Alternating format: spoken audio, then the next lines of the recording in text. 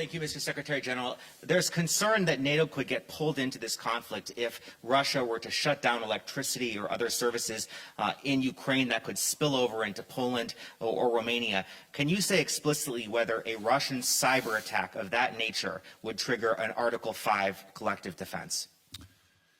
So we are sending a very clear message to Russia that we provide support to our partner Ukraine, and allies provide many different types of support. NATO help Ukraine also with their cyber defenses.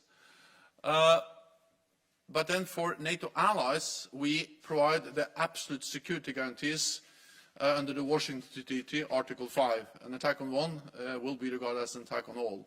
And we are clear on this distinction because it is important to make sure that we don't have an even bigger crisis in Europe, where Russia challenge or is threatening or attacking any NATO allied country. And that's the reason why we so clearly send a message that we are there to protect all allies and every inch of NATO territory. When it comes to cyber attacks and the risk for incidents and accidents, for instance in the Black Sea, we are pursuing mechanisms of deconfliction to prevent that from happening.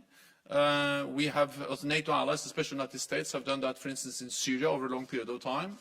And we, of course, are very focused. I spoke with Sarkar, the NATO Supreme Commander, on that issue recently, and he is very focused on the need to deconflict, to make sure that we don't have incidents or accidents that can spiral and get out of control and create a very dangerous situation.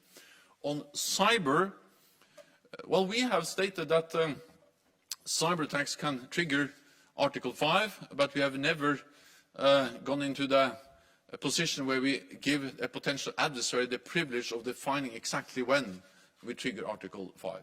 We are focused on strengthening our cyber defenses. We are very much aware of that that's a risk, and therefore we are stepping up both the protection of our cyber networks, but also providing support to Ukraine. And we are very focused on the need for deconfliction. Okay, we'll go